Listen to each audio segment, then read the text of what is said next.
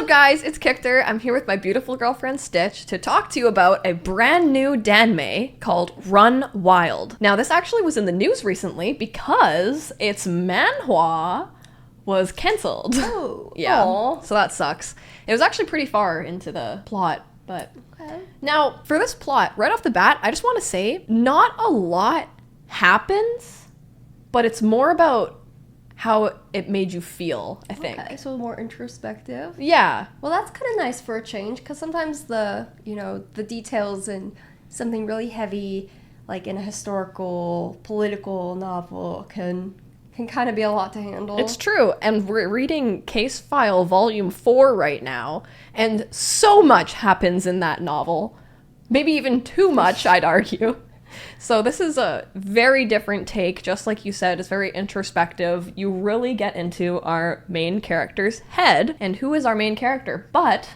Jung Chung? Yes, everybody, this is the one where Jung Chung can do a kickflip. Incredible. Yes. Incredible. We've got Jung Chung from Moda Zushu, Right. and Jung Chung from Run Wild. Key differences to note right off.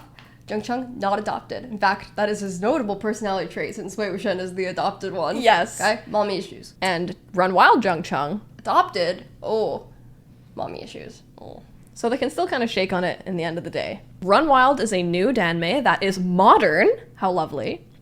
It takes place in a very small, cold, low-income northern town in modern-day China. And it stars our main boy, Jung Chung. He is 17 and has recently been unadopted from his family in the big city and has been sent to live with his birth father after having what seems like quite a unharmonious life with his adopted family. He was also unaware that he was adopted until recently, which did not help. However, he is coming into this new town with a sense that maybe since he is with his blood-related family now, things can be better. Because this is a Chinese novel, I just know the magic of Christmas is not going to be the answer.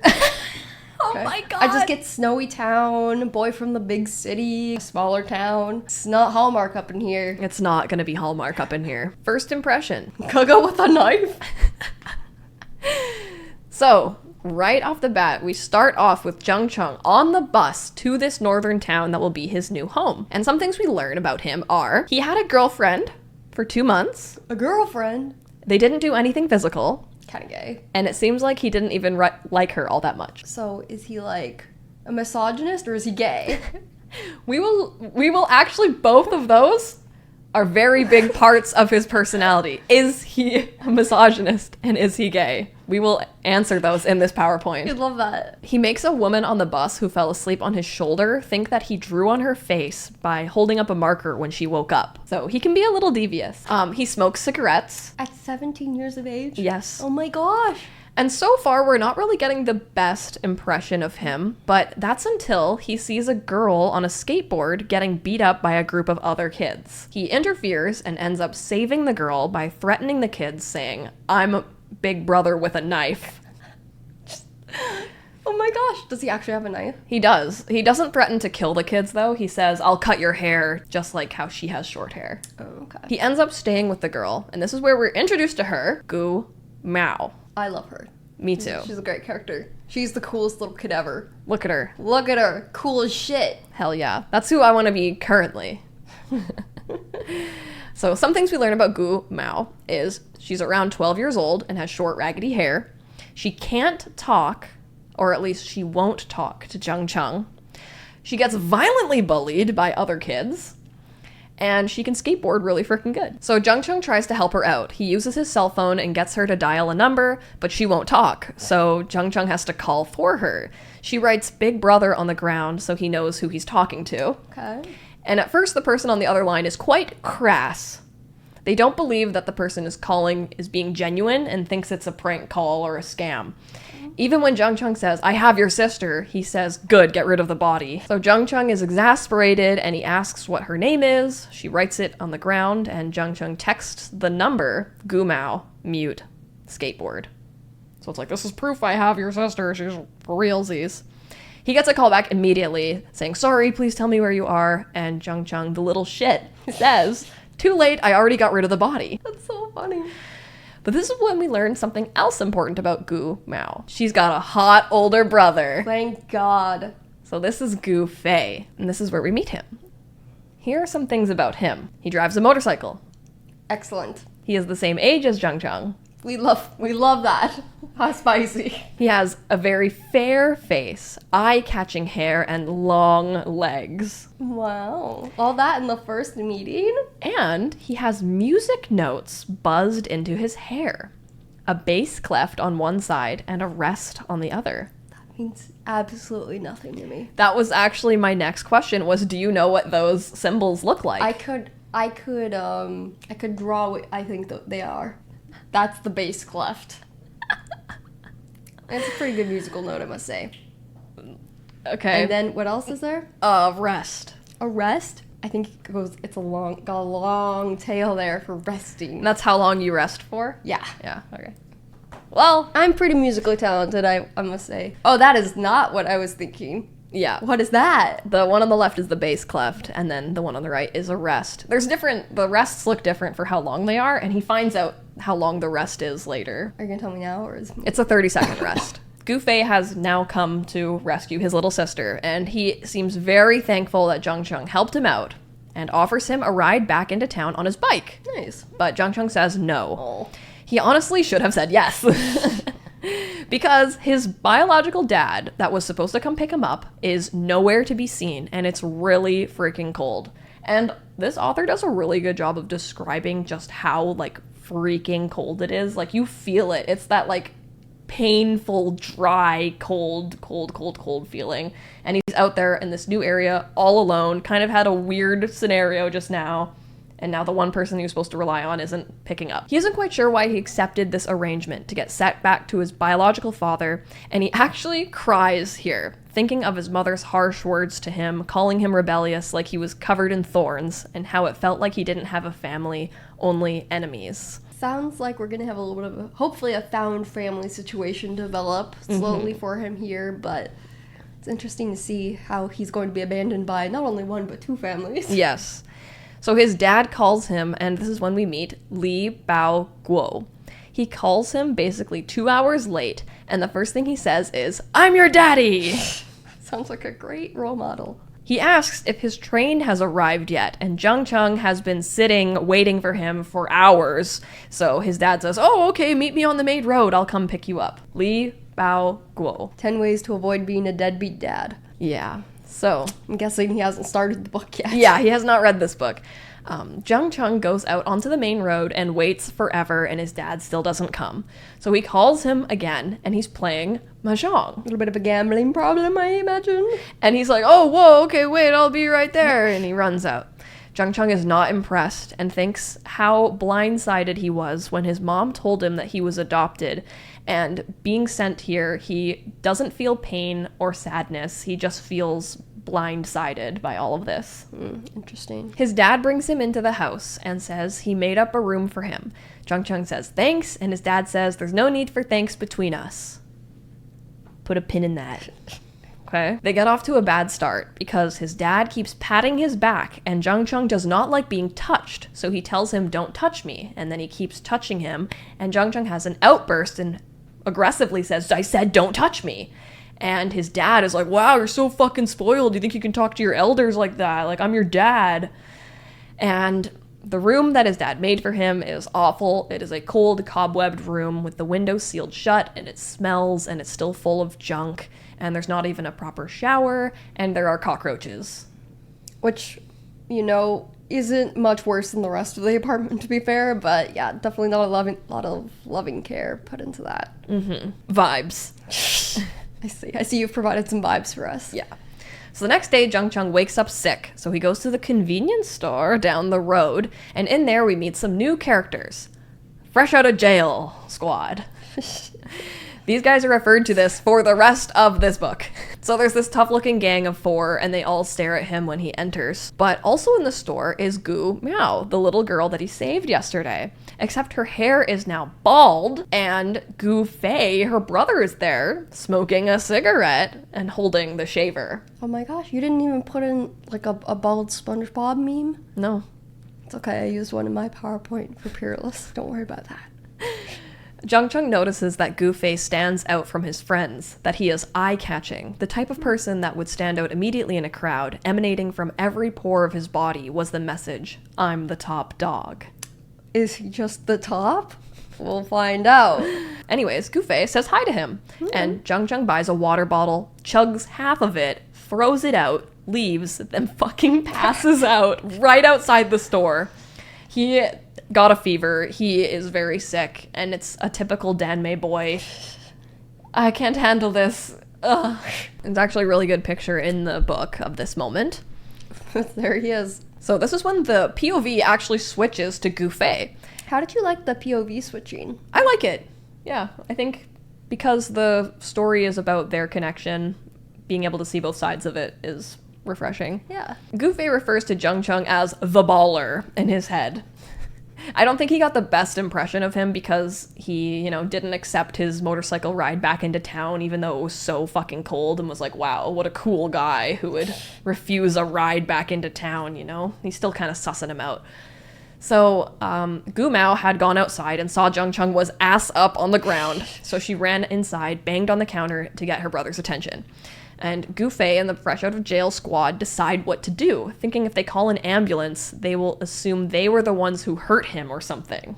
So it seems like they kind of have a reputation. So they decide to drag him inside into the back room. One of the fresh out of jail squad is named Li Yan, and he is a feminine-looking guy, and he notes that Zhang Cheng is pretty handsome. Okay. I'm already kind of getting the vibe that he is more of a stereotypical gay guy. Go Fei tells his friends to get out. He waits for Zhang Cheng to wake up and notes that even though his face is dirty from the pavement, it didn't take away from his attractiveness. Okay, so we've established they both notice each other's good looks. Mm-hmm.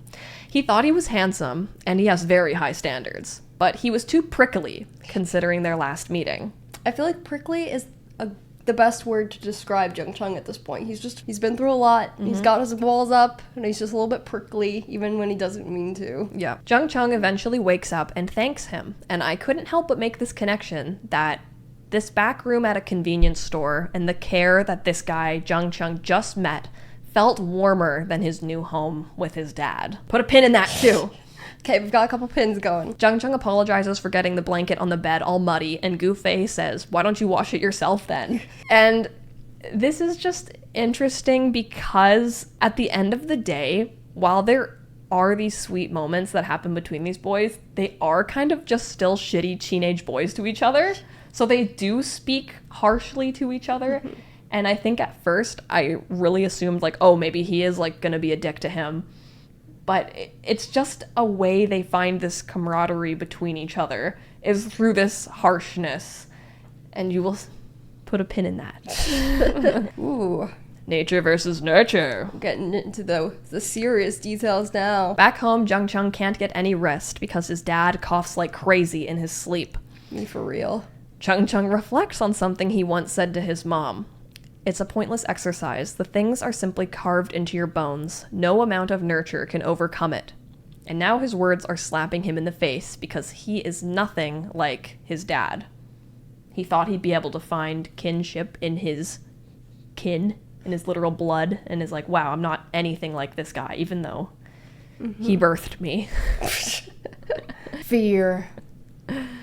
We cut back to Go Fei as he's out with Gooma, who is skateboarding, and tells her they gotta head in for lunch. She heads inside. However, Gooma starts screaming. He runs in and finds her in the bathroom, and it seems like the water in the sink had scared her. At first, I thought maybe she had rabies. If anyone was gonna have rabies in this book. He calms her down and says, there's no more water, there's no water, and she finally stops screaming. Very interesting. Put a pin in that. Anyways, we get to see Go Fei be a really caring older brother. He teases her and takes care of her and knows how to make her feel better, and they decide to get delicious barbecue. Honestly, a little Menti B, a little panic attack moment, some barbecue. Great combo. Menti B, BBQ.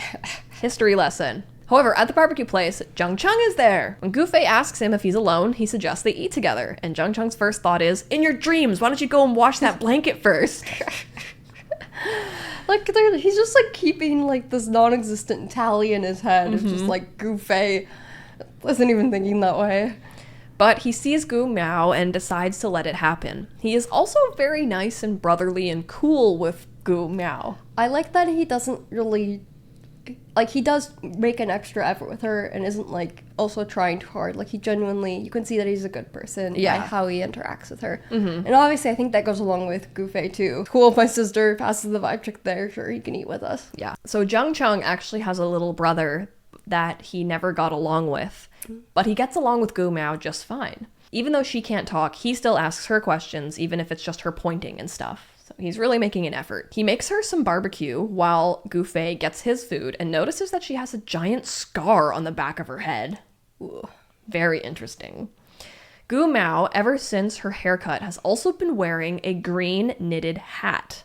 Now, there is a footnote about this, and so apparently in China, wearing a green hat is an expression that Chinese use when a woman cheats on her husband or boyfriend because that phrase sounds similar to the word for cuckold. This apparently dates back to the Yuan dynasty when the relatives of prostitutes were forced to wear green hats. Interesting. So it's like a social faux pas. No one wears green hats in China. Didn't know that. But she is. So Go Fei actually knit this hat for her himself. And when Zheng Cheng says, "Why did you make her a green hat?" Go Fei says, "Just because she liked the color." Seems like they might have an interesting approach to things because, like, I feel like wearing a green hat probably isn't going to make her fit in better. So it seems like fitting in is already out of the question at this point. It's kind of like we do our own thing. We have confidence in who we are. You know, yeah, probably just if someone pushes you, push them back harder. Yes. Like, you're gonna be okay. This is also where we learn that Gu Miao drinks alcohol. That threw me for such a loop, and I'm still not sure why. Well, she's 12, and Go Fei says this only happens at barbecue.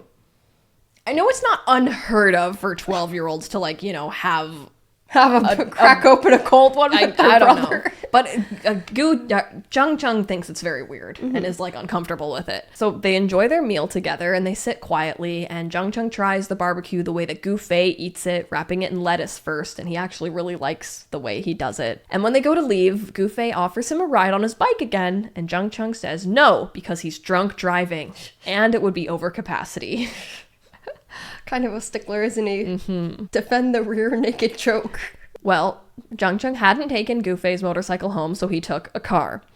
And he got extremely car sick in the taxi after eating all the barbecue, and he froze up right outside the car, right outside the convenience store. No! That Go Fei works at. And who is there to hand him a tissue but Gu Miao? And he says thanks, but she keeps tugging on his arm. And then he's like, no thanks. But she doesn't stop, and he's saying, no thanks, I'm fine. And then she grabs his hand, and he yells at her, I don't need your help. Then, that little girl, not very cool of him. Go Fei suddenly is choking him from behind. He grabs him and chokes him out nearly. Zheng Cheng tries to fight him back, but Go Fei grabs his arm and holds him against his chest. And he says, she likes you a lot, but she has trouble reading other people's emotions sometimes. I politely ask that you try to be understanding. Okay. Literally. Then Zheng Cheng says, I'm gonna barf. So Go Fei gets him some water, and after that he says nicely to Gu Miao, I'm okay, I'm going to walk on my own. And she nods, and she goes back to Go Fei's side, and he goes home. Patricide. Zheng Cheng goes home, and his dad is like, hey, don't get mixed up with that Go Fei guy. He's bad news. Oh, will we now? And Zheng Cheng's like, why? And he says, because he killed his own dad! Drowned his own father! When the police arrived, he was standing there on the shore, making that face. He obviously did it. Okay. And yeah. Interesting. He says he did it for that Miao of his. His dad threw her so hard there was blood all over her head, and after that she didn't know how to talk anymore. And Zheng Cheng remembers the scar on the back of Gu Miao's head. Interesting. So Go Fei already hangs out with a tough crowd. We already know that, like, they're a little bit worried about getting the police involved with things. How much do you believe that he killed his own dad? Yeah, I don't think I feel like just the nature of small town rumors. There's no way that's true, right? But can't really tell. Why I'd rather have a best guy friend. So there's a new arc, and this is the best friend arc. Jung Chung actually does have a best guy friend that comes to visit him, and this guy genuinely seems like a good bro. Throughout the whole story, he's been texting him every now and then, just kind of letting him know how he's settling into the town, and this guy is just like his sounding board and kind of letting him know how things are back home. So in a surprising turn of events that isn't super depressing or cold, Pan Zhe comes and visits him, and they have a really good time. Yay. Pan Zhe brings him a tin whistle. A tin whistle? And this entire time we are being teased about music. We get glimpses into Jung Chung's life and how he used to have a piano. And it's intriguing because Go Fei has the music stuff in his hair. So you're kind of like, there's going to be some sort of musical connection, but I don't know where yet. Do you know what a tin whistle sounds like? Sure don't. Well, do I got a song for you? Oh, so this is some Celtic woman shit. Yeah. Oh, he's into a little Irish reel, little jig. He seems like kind of like a cool guy, so I totally expected him to play like electric guitar or something, but no, he's playing the fucking Celtic whistle. Kind of hard to take a boy seriously when he's playing the tin whistle, but it bops. I love it. So, okay, these two hang out. And most importantly, they go and check out Jung Chung's new school. They go to the campus, and it's here we learn that Jung Chung plays basketball. Plays the tin whistle? Plays basketball? He had to play basketball to, like, make him seem cool again after you learn about the tin whistle. Just kidding. I think the whistle's very cool, but high schoolers are mean. Anyways, they spend a while judging people playing basketball for a bit, and then Go Fei walks in. And he splutters when he sees Jung Chung, which was refreshing because you're kind of like, oh, he seems like the, like, kind of... the cool one. Yeah, and he is like, oh my god, Jung Chung.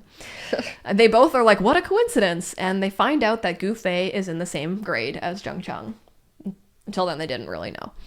So it turns out Go Fei is really good at basketball, to Jung Chung's chagrin. Because Is he a little bit like this? Well, he was more like, I'm good at basketball, and all these people suck, and him and Pan Zhe are kind of like, oh, like, don't worry about this crowd, like, you can trounce them, and then Go Fei's good at basketball, and it's like, oh, man. So, when Pan Zhe is around, Jung Chung is more normal. He isn't hostile and jaded, so it's really nice. But the trip ends right as school starts. It's nice to know that he is capable of being nice and warm and, yeah, well-adjusted. Desk mates. So, at school, we meet his homeroom teacher, Lao Shu, which is a really casual style of address for a teacher. He basically embarrasses Jung Chung in front of everybody by telling everyone he is a high-achieving, perfect student. And Jung Chung is like, oh my god, great, now everyone is going to hate me, thanks. Especially because the school is like an especially low-performing, nobody cares about school here school. Yeah. So, guess what? Turns out Jung Chung and Go Fei will be sitting next to each other. What a tangled web we weave. And enter a bully, kind of. This guy, Wang Shu, doesn't like Jung Chung right off the bat, and he throws a rock at the ceiling above Jung Chung so that some plaster falls onto his desk. And Wang Shu is like, oh, sorry, Go Fei, that was friendly fire. I just wanted to show Jung Chung a lesson. And Go Fei brushes him off. Then there's a break. Go Fei goes to a faraway bathroom to smoke inside, and the teacher finds him there and talks to him. And you get a sense that this teacher is really looking out for Go Fei. And he cares. And he says, the new guy, Jung Chung, could be a really good influence on you. Go Fei's like, yay, just what I need. Yeah. So they go back to class, and Jung Chung gets his revenge on the guy that threw the rock at him. I kind of love this scene. I did too. He puts a chair behind his desk so Wang Shu can't get up, and then he throws a broom at the ceiling so a huge crack of plaster falls down on his desk, and he also can't escape. It was the premeditated aspect of it, of like getting up, grabbing a chair, moving it in place. No one knows what he's doing, getting the broom, everyone's starting to get an idea of what he's gonna do, and then just fully like jamming it up there. Just Yep, it was good. So then there's this annoying kid that sits next to Go Fei and Jung Chung, and he's like, Jung Chung's provoking Wang Shu, he's not gonna let you get away with it. And Go Fei tells this kid to fuck off. So we're like, Go Fei's already kind of on his side. And then Go Fei gives Jung Chung a candy after this. He was eating milk candy and he gives a fruit candy to Jung Chung. And Jung Chung gives him a look like, why'd I get the fruit candy when you get the milk candy? And Go Fei pulls out a ton of candy and then says, take your pick then. And so Jung Chung takes a milk candy and then Go Fei takes away the pile. And Jung Chung's like, what the hell? Like, I only get to have one? You have all of these? So then such a nitpicky person. Go Fei pulls out the candy again and picks out all the milk candy, because that seemed to be what Jung Chung wanted, and gives them to him, and then puts the rest back in his pocket. And Jung Chung unwraps all the milk candies and puts them all in his mouth, unable to say anything. Very difficult to please. Very difficult to please, but Go Fei is trying and being nice to him and kind of proving, like, I'm not a dick. Like, you're assuming I'm being a dick to you, but I'm not, you know? The enemy of my enemy is not my friend. After class, Wang Shu wants to settle the score between him and Jung Chung for the whole plaster debacle. And he wants to fight Jung Chung. Fight. And Jung Chung is like, fine, if you want to fight, let's fucking do it. So they walk away from the school, and here, there's this really tall, skinny guy that starts beefing with Wang Shu. And he starts threatening him and saying, oh, last time you ran away, yada yada. And Jung Chung fucking punches this new guy and smashes his face in. But he is able to rein in his punches, so he knows that he's not going to kill anyone or break any bones. So Jung Chung kind of has this skill. He's, like, used to fighting. He's like, I'm going to show this guy a lesson, but I'm not going to, like, cause something serious. Interesting. Then him and Wang Shu run away, and they're at a dead-end street. And Wang Shu thanks Jung Chung, and Jung Chung says, all right, let's get this over with. And Wang Shu says, no, there's no beef between us anymore because you beat up the guy who was chasing after me. So we're even. Sure. So we find out the guy that he punched is named Monkey, and he's definitely now going to want revenge on Jung Chung.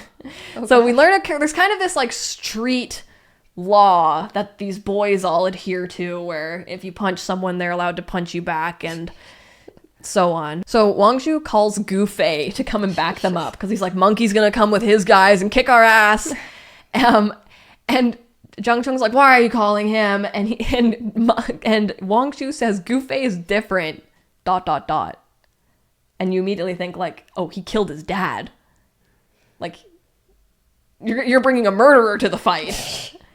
So Wang Shu doesn't want to mess with Monkey anymore and is like, let's finally settle this with Go Fei, the murderer, on our side.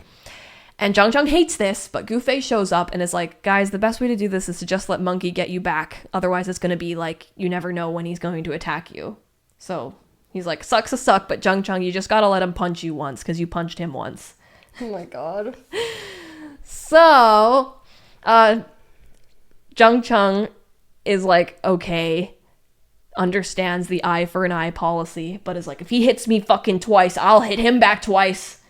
And he also gets embarrassed and doesn't want Go Fei to see him get, like, beat up. So he's like, I'm gonna go over here and you guys stay here. So turns out that Monkey punched him twice in the gut. So he smashed Monkey's head into the wall. And now everybody's even. Even. Yeah. So then Jung Chung says he will treat Go Fei and Gu Mao out to barbecue because they kind of came to his rescue. He brought his little sister along to the street fight. The street fight, which I love. Yeah. And they get some barbecue skewers. And every meal that Jung Chung and Go Fei have together is in silence, which Jung Chung really enjoys. I feel like if you plan on reading this book, you should also plan to go out for barbecue, because it's kind of impossible not to get a craving for it. Yeah. The blue steel. He's a model. The next time Jung Chung sees Go Fei, it's when he is walking over an overpass at sunset, and he sees him with a camera. Mm-hmm. Go Fei takes pictures of Jung Chung as he approaches him, and Jung Chung is pissed off, immediately telling him to delete those pictures. But Go Fei is like, well, at least look at them first.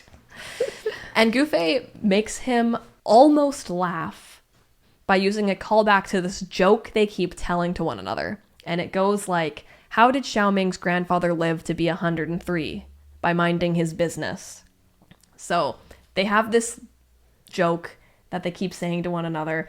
And you need to understand that Jung Chung's mental state is, like, awful. He's just always cold. He's always upset. He's, like, getting in fights. He feels kind of good when he's fighting, but it's just like a spark of adrenaline. And he's just, like, truly, like, so depressed. And this like tiny little stupid inside joke they have with one another like almost makes him laugh, which actually is like a lot. Jung Chung does look at the pictures and admits that they are really good photos. He thinks of photos he once got with his family at a studio and how much he hated them, and how he really thinks that these pictures captured like an essence of him that he doesn't usually see in pictures. Yes. And I feel like this book kind of makes you believe they might be set up to be rivals or enemies or get off on the wrong foot because of miscommunications, but they don't. There's this like intimacy in all of their interactions that's really gentle and normal, but also crass and teenage boyish.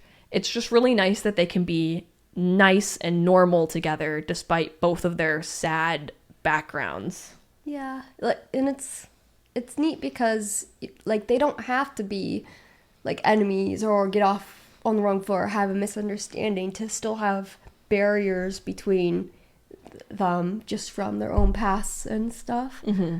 So seeing them get closer and overcome some of those barriers that they've put up is really nice. And it's just nice to see them be good to each other. Yeah. You know? Jung Chung spends some time looking at other pictures that Go Fei had taken and thinks that he's actually a good photographer. And Go Fei tells him that he's pretty photogenic. They walk home together, and this is where Jung Chung tells Go Fei that his dad, Li Bao Guo, who Go Fei knows since they live in the same town, is his birth father. Go Fei tells Jung Chung that he is a seasoned gambler, a professional alcoholic, and an abuser who beat his last wife. Sorry? Back to one of our original things I told you to remember. Misogyny! It's a slide. Yeah. Why is Elsa here? It's because it's just cold in the town. When Jung Chung gets home, he is greeted to his biological brother and sister and their families. None of them smile at him. Uh-oh. He goes down for dinner, and his sister goes to fill his bowl for him, and he says, "Thanks, I'll do it myself." And his dad cuts him off and says, "Let her do it. That's a woman's job." Wow, what a bright and shining gentleman he is. Yeah. So, turns out, Jung Chung barely even knew this, but he also has a biological sister and brother, but he has never talked to any of these people, so they're all just strangers. And now his dad's a fucking misogynist, and it's just awful. He is so shocked, but she still takes the bowl.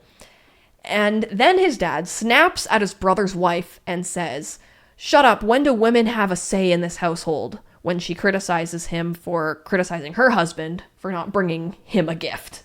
And then she says, "So what if I'm a woman? Without this woman, you wouldn't have 2 grandsons. What about your daughter? She can't pop out a single grandson for her husband's family." So they're even fighting each other for like no reason, right? And Jung Chung is so appalled and shocked how they would be fighting with each other, and it's just awful. And his dad keeps being awful by saying things like, "How can you let your wife act this way?" And then everyone is yelling, and then the kids start crying, so Jung Chung goes to his room. And then his sister, the one without kids, comes and checks on him, and he feels like he should be checking on her, really. And she asks if she can bring him some food, and he's like, "No, thank you, that's fine. Thanks, I'm just gonna lock the door here." And I feel like there is maybe hope he could have a relationship with his sister. Like, Yeah. she hasn't done anything to attack anybody yet. Right, she seems just really kind of quiet. Yeah. So it's kind of hard to get a read on her. Yeah. Getting stitched up. Yeah. So Jung Chung's mental state in this moment is awful. It is just awful. It's been building and building, being in this dirty house with this awful man, and his new family that he had all these hopes for just fucking hate each other for not even any good reason. And it's just building and building to the point where he can't take it anymore. And he's in his room, and his window won't even open. He can't even get air out of his fucking window. So he smashes his window and jumps out without his wallet or his jacket. And in doing so, he also cut his hand open. It was just like literally like he needed to escape. So he's at a complete loss, and he's super fucked up right now. And he goes to the one place he knows will be open, and it's Go Fei's corner store. If it wasn't obvious before, Go Fei's family owns this corner store, so Go Fei's always there. And he walks in on Go Fei, Gooma, and a beautiful woman having dinner together. The woman asks Go Fei if he's his friend, and Go Fei says yes. Wow, friend status already. Yep. They bring him into the back room, and the woman bandages him up and asks him to go keep Gu Miao company because she looked really nervous when he walked in. Her name is Ding Zhuxin, and Zhang Cheng isn't sure what her relationship is to Go Fei. This might sound dumb, but when I was first reading this scene, I wondered if somehow, even though she was really young, if she was Go Fei's mom, because that was kind of the vibe. It's like she was a part of the family and was kind of taking care of them and seemed more adult. But no, we've actually yet to meet Go Fei's mom. And Go Fei calls her his sister, but they aren't related. She had known him since she was a kid, and she lived upstairs from him, and Go Fei would follow her around as a kid. So then I'm kind of getting the vibe like maybe Go Fei didn't have a good family at home, and this is kind of like a found family part of his life. And anyways, she seems very cool. Zhang Cheng thinks that Go Fei is into her, though. And he thinks to himself, like, I didn't think Go Fei would be into older women. Like, wow, it's pretty crazy. So Zhang Cheng had been bleeding all over his shirt, and Go Fei gives him a sweater, his own sweater, and he changes into it, wondering if Go Fei also knitted this, because he knitted Gu Mao's hat. Gu Mao wants Zhang Cheng to stay for dinner, and Ding Zhuxin reflects that she's made a lot of progress recently, this being the first time she's ever wanted someone to stay. Aww. Yeah. It's just like this fucked up guy. Yeah. Go Fei grabs Zhang Cheng's hand to show Gu Mao she doesn't have to be scared of his hand, but Zhang Cheng drops his chopsticks when he grabbed him. And Ding Zhuxin goes to get him new chopsticks, but when she turns back, she saw that Go Fei gave Zhang Cheng his chopsticks, and she freezes. She's like, oh, it's serious. Yes, and she's like, I'm heading off. Like, oh my god, she's giving the boys some space. I think seeing that, she was like, oh my god, this isn't just his friend. And she gives the washed chopsticks to Go Fei and, like, pieces it. And Zhang Cheng can barely eat with his hurt hand, so Go Fei scoops out some meat for him with a spoon, and Zhang Cheng scoops some of that to Gu Mao, too. So they're just really being Love sweet. is stored in the family hot pot. Yeah. And it's such a beautiful contrast to his own family dinner, you know? Mm-hmm. Like, everyone is respecting each other, even noticing subtle things and being very loving, even though you didn't have to be. Mm-hmm. Go Fei then also lets Zhang Cheng borrow some money and a jacket, and doesn't inquire further after Zhang Cheng says he has a place to stay tonight, even though it's really obvious that he's not going to go back home. But Go Fei just lets him have some money and tells him that there's like a cheap hotel, I think, down the street, but doesn't push anything. And I thought that was really sweet. And that was after offering, like, hey, you could stay in, like, the back room. Yeah. You know, like, he offered him a place to stay, but also didn't question him for declining. Yeah. He's like, I get it. You need to have some space or whatever. You and I both know you're not going back home, but I'm not going to say that. Yeah. It's like, he's like, I'm traumatized too. I get it. It's like he'll reach out to help, but if Zhang Cheng doesn't want it, he won't force it. And stay out! Then there is a disruption. A drunk guy outside peers in the store, and Go Fei goes outside and literally beats the fucking shit out of him. He throws him against a tree so hard, Zhang Cheng is worried that he's dead. Oof. Zhang Cheng says, "You're just gonna leave him there? What if he freezes to death?" And Go Fei laughs and says, "Then I'll kill you, so there's no witnesses that way." And Zhang Cheng's like, not so funny. I think this really shows the differences in how they fight, too, because Zhang Cheng holds back and doesn't actually, like, hurt people, and Go Fei did not hold back. He did not care if that would hurt this guy forever, kind of thing. Interesting. I think that's so interesting about them, because between the two, you'd almost think it'd be the other way around. Like, Zhang Cheng is the one who seems a little bit more unstable. You know, it seems like he, like, might need to vent. You'd think he'd take that out on other people. Yeah. And Go Fei seems more, like, quiet and restrained. So it's just interesting that it's not the case when they're fighting. Mm-hmm. So it turns out that this guy is one of Go Fei's mom's boyfriends. They end up going back to eating inside, even though Zhang Cheng is, like, on edge, and he decides that this isn't any of his business. So when they're done, Go Fei asks Gu Mao to clean up, and this triggers Zheng Cheng after witnessing the misogyny and abuse towards women in his own household. So he snaps at Go Fei and says, "Oh, she has to clean up because it's a woman's job?" And then Go Fei is surprised and is like, "Did I say that?" And Zheng Cheng says, "Not everything has to be said out loud." And then Go Fei says, "I cook, Gu Ermao washes the dishes.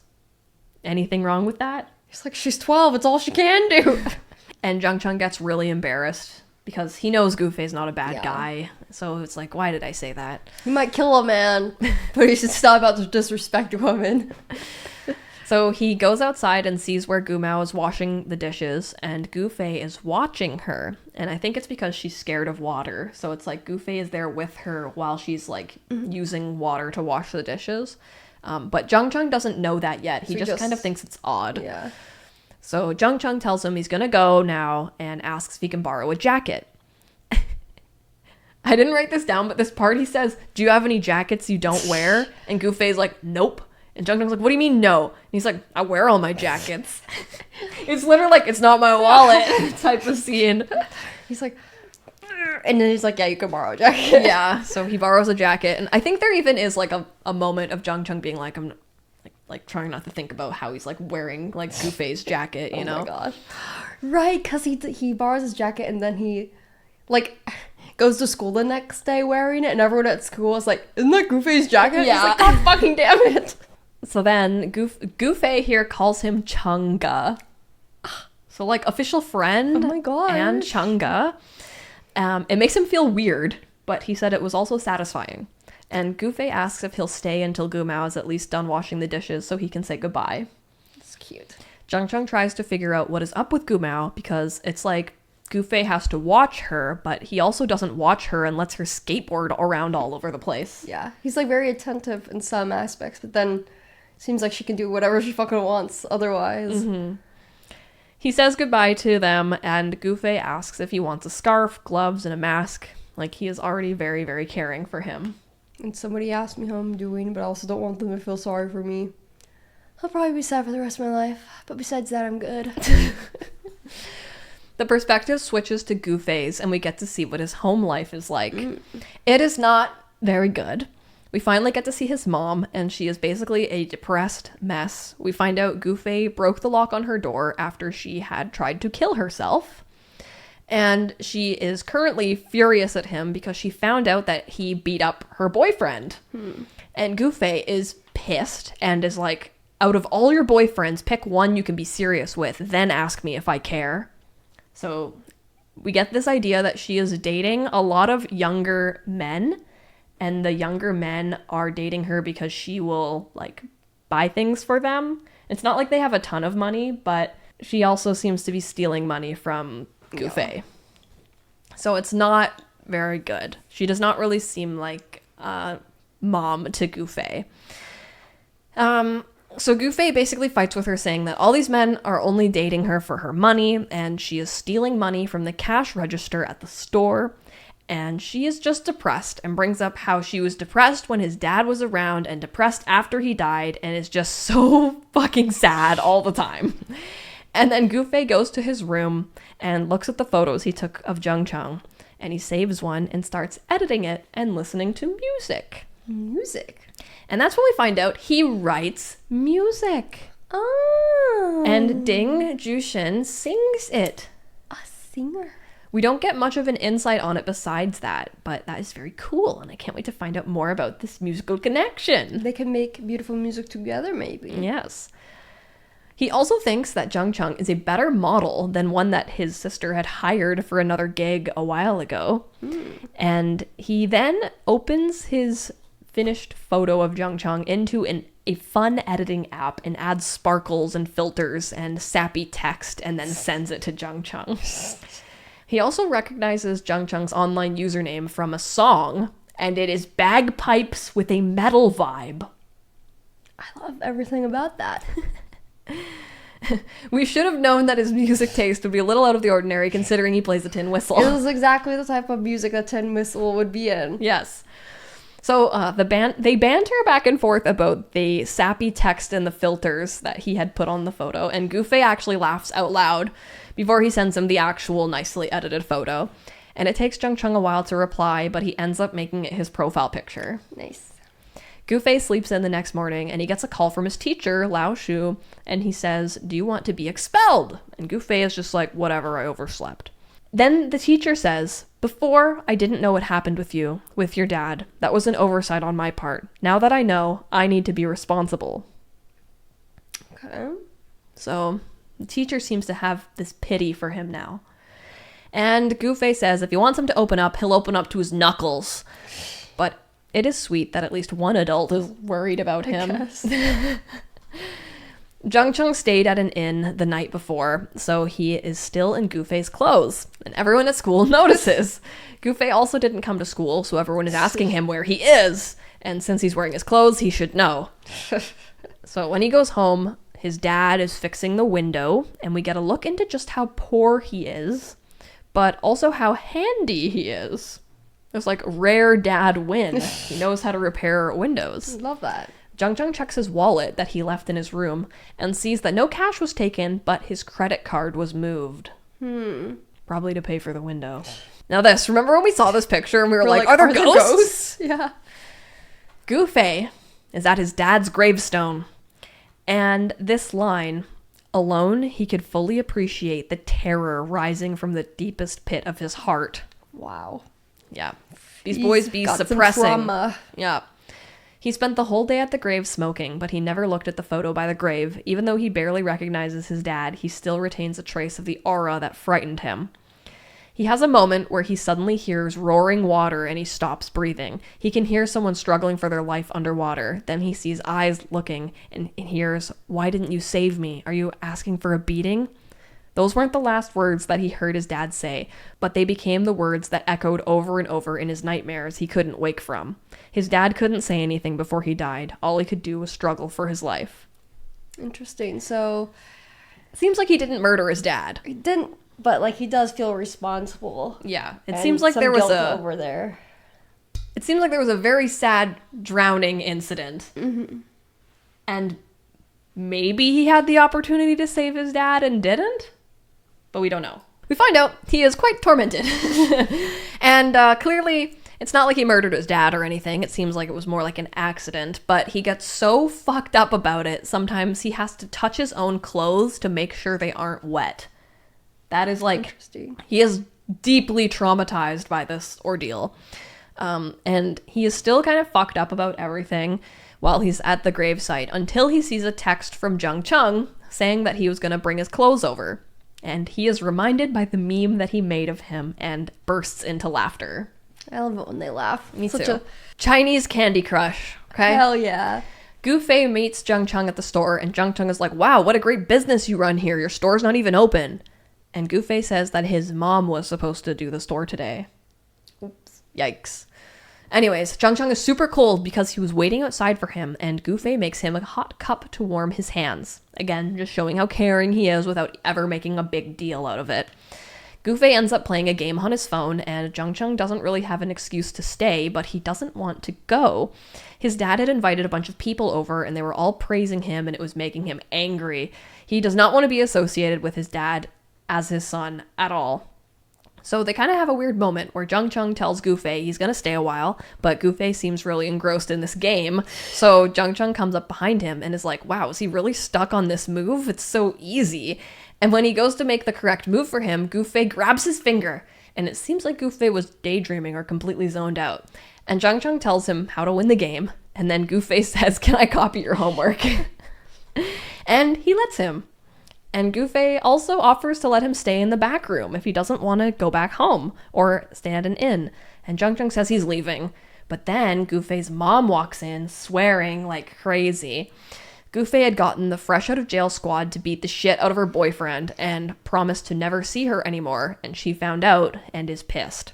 She thinks Jung Chung is one of Go Fei's friends involved, so she smacks his arm and Go Fei wrestles her into a chair and is being kind of rough with her and is yelling back at her, but it's very much like he is the parent scolding the child.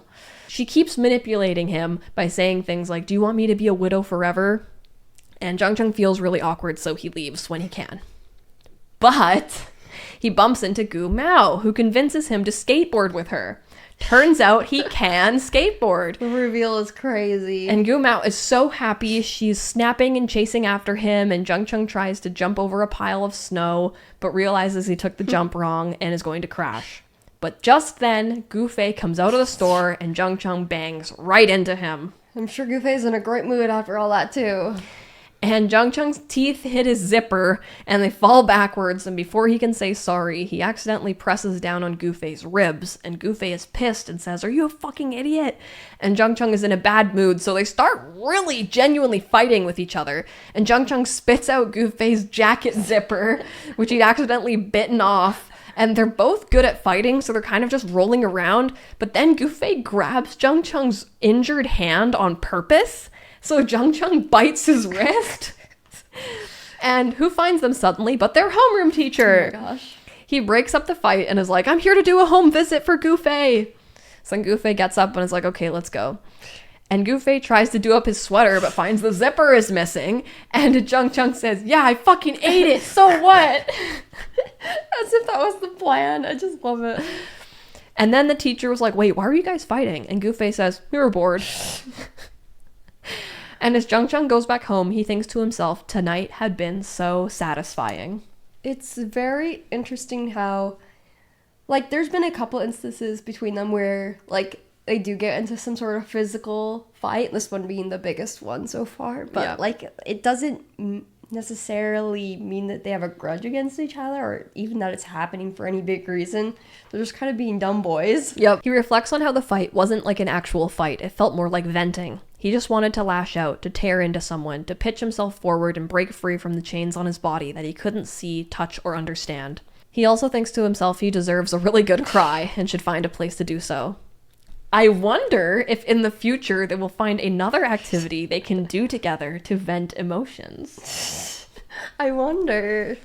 I hope so. Everyone here is gay, gay, gay. Back at school, the teacher can tell Go Fei copied his homework, but Go Fei says it was another kid he copied from, not ratting out Jung. Later, Go Fei tells Jung that his sister is going to be at the gate waiting for him today and asks Jung to come with him to walk with her. He's like, "No, I just fought with her brother. I shouldn't do that." And Go Fei says, "I dare you not to." They have to get along for the baby. Yeah. So this is where he finds out that the candies that Go Fei keeps in his pocket are for Gooma. Later, Jung found out that his dad hadn't left any food for him after he had a whole dumpling party. I hate it when someone has a dumpling party and doesn't leave me any dumplings. Yep. So he goes to buy some cooking equipment at Go Fei's store because his dad's stuff is just so gross. There's like cockroaches everywhere. It's disgusting. So here is a weird moment with one of the fresh out of jail squad, Li Yan. I think he's gay and finds Jung attractive, but he's also kind of rude to him. But his friends tease him about staring at Jung so hard it looked like he was going to lick him. Li Yan later admits that he's kind of into him, and if Jung wasn't so cocky, he'd be fun. And Go Fei says Jung would beat him up. Turns out Li Yan is the one who cuts Go Fei's hair and into the little music note. He teases Go Fei about Ding Jushin, and Go Fei tells him to stop teasing him about her. And Li Yan says, "All right, fine, I know you don't even like women." What? He's gay, fellas. He's gay and he knows it and he's out to his friends. Let's go. But we find out when Go Fei was younger, he worshipped Ding Jushin because she was cool and more supportive than his own mother. She was his Britney Spears. Yes. Boxes. Jung's mom had shipped him some of his items from his bedroom back home. He was really looking forward to having some of his stuff again, but when he opens up the boxes, he realizes that his mom had basically packaged everything with no discernment, like it was everything, like an empty lighter and old trinkets. That means that his room at home is completely gone and not his at all anymore. The pain from this gave him a deep pang of hurt that was more intense and harder to ignore than anything he'd felt in the past week. So it makes him so upset, he ends up calling a scrap collector and sells pretty much all of his stuff except for a slingshot. Hell yeah. Then we cut to Jung Chung's dad stealing from Go Fei's store. Oh my goodness. He tries to slide alcohol up his sleeve, but Go Fei catches him, and he acts cool about it and is like, oh my god, it's so embarrassing and lame that Jung Chung is associated with this guy. Then Go Fei's mom tells him that he better go burn some stuff for the anniversary of his father's death. He's like, I just went to his grave. But she's like, no, you have to go where he died and burn stuff for him. Go Fei goes to the lake with some paper to burn, but while he is there in the distance in the forest, he hears something, and it turns out to be Jung Chung shooting at the lake with a slingshot. Which is so funny, because I used to do that. Yeah. Go Fei watches him for a bit, trying not to laugh, because Jung Chung has a whole monologue of like, oh, he's the best shooter in the world. Can he hit this trick shot? The crowd goes wild. But then Jung Chung squats down and starts bawling his eyes out. I've also done that at the lake. And Go Fei gets up and leaves. He doesn't want to watch him cry, so he walks away a bit more and makes a small fire for his dad. Afterwards, he feels lighter, and things return to their usual dullness. Is this a good father? Bob the Builder. Jung Chung ordered a new bookshelf online, and his dad helps him build it, and he's actually really good at building stuff, and it was almost a nice moment. He tells his dad how much the bookshelf cost, and his dad flips out and is like, wow, you're spending money while I'm buying stuff on credit. And that's how Jung Chung finds out that he actually owes Go Fei a bunch of money. So Jung Chung feels embarrassed about this and is like, I'm going to go immediately pay your debt to Go Fei. So Go Fei is then like, why are you paying his debt? He always pays it eventually, and if you pay it this month, he's going to expect you to pay it next month. They end up having a really cute and funny moment together, though, talking about their fight, because Go Fei still has a scar from where he bit him and says, if I knew you could bite off a zipper, I'd be more careful. And they both burst into laughter. Aww. There's even a line about how Jung Chung didn't feel like laughing right now. He was miserable, but he couldn't stop. The book does such a good job painting this sort of dismal feeling of just like numb, cold environments all across the town. So that when there are these warm, bright moments, you really feel them so intensely. Mm-hmm. The Crocono Basket arc. Go Fei decides to join the basketball team if Jung Chung joins, so they both do. Long story short, their team sucks, but the two of them are good. They need to practice against the get out of jail squad to improve, and there are some cute moments where they congratulate each other on nice shots, but this whole part suddenly becomes like a sports anime. When they practice against each other, Go Fei teases him and tricks Jung Chung into passing it to him when he's on the opposing team, and there's cute stuff like that. After this, Jung Chung finally accepts a ride home with Go Fei on his bicycle. Finally. There's actually no lines about like, oh my god, we're touching or we're close or anything like that, because they're too busy noticing that Jung Chung's dad is getting the shit kicked out of him in front of his house. Jung Chung starts beating up everyone, and Go Fei recognizes one of the guys has big dick. Well, Jung Chung ends up smashing him in the big dick and beats up everyone, but he gets injured in the process. And when Go Fei notices that a guy was aiming for Jung Chung's head, he throws a dictionary at him and saves him. So Go Fei tells him he should go to the hospital because his rib might be broken. And Jung Chung goes to the hospital because he gets really worried because he's like, oh, Go Fei has probably been in a ton of fights. He knows what a broken rib is. But then the doctor's like, your rib's not broken. So he's like, oh, okay. But his first thought is, great, it won't affect the basketball tournament, which is nice, and he kind of realizes, like, wow, I was actually looking forward to something. So when he's back, Go Fei takes Jung Chung out to get his favorite food, which is this pie place that the guy that Jung Chung originally protected from Monkey's family owns, Longshu. They have a really good time and establish that Go Fei can really hold his liquor while Jung Chung chooses not to drink. I'm sure this won't come up again later. Later, they play more basketball, and Jung Chung and Go Fei have a really good trust and chemistry on the court, so that's cute. Cool. Later, Jung Chung's wound from his previous fight acts up at a basketball game, and Go Fei takes care of him. And we get this line about Jung Chung. Ever since he realized he was more into men than women, he'd been reluctant to have physical contact with other people. Apart from Panja, his best friend, anyone else's touch made him feel uncomfortable, especially someone like Go Fei, with his handsome face and pretty hands. He worried his thoughts would stray into inappropriate territory. Interesting. Go Fei uses some alcohol to clean his wound, and Jung Chung stares at Go Fei's fingers. He thinks they are very long, especially his pinky, very suited to playing piano. And then he looks away. Wow. Okay, so, you know. He's a little bit gay. They're a little bit gay. Both of them are a little bit gay. That's so interesting. It's just so so refreshing for that to just be something that they know. Yes. You know, we're used to like all of these historical Danmei where it's like, I'm not gay. it's like gay doesn't even exist yet. Hasn't been invented. I'm inventing it myself. After this, Go Fei has to run off because he got a call from his mom, and it's Gu Mao screaming on the other line. The perspective switches, and Go Fei rushes home to find Gu Mao inconsolable with his mom, and turns out some classmates drew in her notebook a girl tripping and wrote "pig, mute, idiot." And Go Fei is like, "Do you know who did this? I'll take care of them." And she shakes her head, and after a long silence, says out loud, "Myself." Like, she's gonna handle this herself. Mm-hmm. So she can talk. Mm-hmm. The next day, Zheng Cheng goes back to the hospital because his wound keeps opening up. And when he gets off the bus, he sees Gu Mao chasing a little boy into an alley. And then she starts beating the shit out of him with her skateboard. I absolutely love she's using the skateboard to wail on a little kid. Yeah. Zheng Cheng calls out her name, and then some parents come and they call the cops, and they want to bring her to the station. So Zheng Cheng goes with her while she calls Go Fei, and she had injured the boy's head, and everyone is calling her a monster, and Gu Mao had been holding on to Zheng Cheng so hard, like she was finding more comfort in him than her own mom. And Go Fei notices that Zheng Cheng even had cuts on his neck from how hard Gu Mao had been holding on to him. And he touches Zheng Cheng's collar, and Zheng Cheng smacks his hand away because he doesn't like being touched. So the next day at school, Go Fei brought some candies for Zheng Cheng, and Zheng Cheng is such a prick. He's like, "I don't even like those candies. I was just hungry that one time." So then Go Fei is like, "Okay, fine, have this kind again." And it's a sour one, and unexpectedly, Zheng Cheng spits it out, and it hits the guy in front of them's neck, and the both of them try not to laugh. And Go Fei wants to treat him out to a meal after helping out Gu Mao yesterday. And I just love that, like, the most fucked up, sad scenarios will happen. Like, this guy that he kind of knows, sister, he's at, like, the police station with her.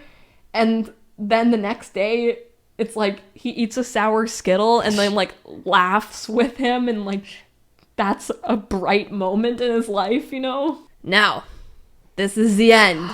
A Kim's? A Kim's, maybe. For dinner, they end up going to get their own ingredients, and Go Fei leads him to an abandoned building that they've actually turned into a small room with a little bit of electricity and stuff. That's like a perfect little hideaway. They cook dinner together and have some drinks, but Zheng Cheng gets super drunk. Okay. He notices that there is some sheet music on the ground and is like, "Oh my god, like, do you know what this is?" And Go Fei kind of has a moment like, "Yeah, everyone probably thinks I'm so dumb that I don't know how to, like, read music." But he writes music and stuff. And finally, their musical connection is happening. So it turns out that this sheet music is some stuff that Go Fei wrote. And they both are like, "Oh my god, you know music? I know music." And Zheng Cheng busts out the tin whistle. And he plays some music. And this moment, Zheng Cheng looks serene and steady, and Go Fei is truly enjoying hearing him play. He's really happy. And then he tries out the whistle. Indirect kiss. Mm-hmm. But he can't do it. And Go Fei pokes Zheng Cheng's cheek to tease him. And Zheng Cheng does not like being touched, so he smacks his hand with the flute. And then suddenly feels a really strong tension in the air between them. Ooh. And then Go Fei brings it up. He's like, "I see you don't let people touch you." And they kind of banter back and forth, and they're kind of a little dizzy and a little drunk, and they end up falling back on the couch together, and they're sitting really close, and then Zheng Cheng realizes his hand is, like, over top Go Fei's hand. Oh my gosh. And he doesn't lash out, and Go Fei doesn't move away, and he can feel his breath brushing his ear. And then suddenly Zheng Cheng kisses Go Fei's cheek. That's crazy. That's crazy. Yeah. What are they gonna do? How do you walk that one back? Then it switches to the next day. That kills me. I know. Zheng Cheng is wondering if Go Fei minded it or not, and swears that before he kissed him, he truly had no conscious thought of finding Go Fei attractive, even though he was good looking and had perfect hands. And yeah. And he thinks that he got so drunk he ran wild. The name of the book. Then Go Fei gifts Zheng Cheng a key to the room of the place they had dinner last night and says he can go there whenever he wants. Remember the place where you smooshed me? Yeah, go there whenever you want. Sounds like kiss me whenever you want, if you ask me. Go Fei kind of brings up the kiss and says, if you don't treat me to a meal, I'll say you took advantage of me. And they end up bickering and make themselves laugh again. And then there's a really sweet moment where Zheng Cheng puts the key on his keyring and then decides to throw out his old house keys. Like, he truly has a fresh start now, and it feels like the sense of helplessness has faded a little. Then we find out after the kiss, he had rolled to the other side of the couch and they'd smoked cigarettes and had soup. Oh yeah, the post-cheek kiss cigarette really hits different. Then the book ends with Go Fei touching Zheng Cheng's shoulder. And Go Fei says, are your reflexes in hibernation? Because he hadn't smacked his hand away. And the last line is, it was only then that it dawned on Zheng Cheng that Go Fei had touched him. He lapsed into contemplative silence. Interesting. Yeah. Okay. Wow, I'm so curious to know what's going to happen next. I know. Also, the physical copy for the first volume came with a bunch of extras. Yes, yeah, we got the really special fun. editions. That was cool. If you have the chance to get the special edition, I would recommend it because the art is really cool. Mm-hmm. Yeah. Well, did you enjoy the book club? I really enjoyed this book club. Thank you so much for an amazing presentation with many beautiful slides. Well, if you guys would like to hang out with us in a live environment, every Friday at 7 p.m. PST, we do a Danmei game night where we hang out and there's an amazing community in the live chat where we play Danmei games. We play games like Pictionary, Gartic Phone, and Frantic Fanfic and just chat about our favorite Danmei boys, and it's a great way to help support our channel. So thank you guys so much for watching, and we'll see you next time and maybe see you at a live stream. Bye!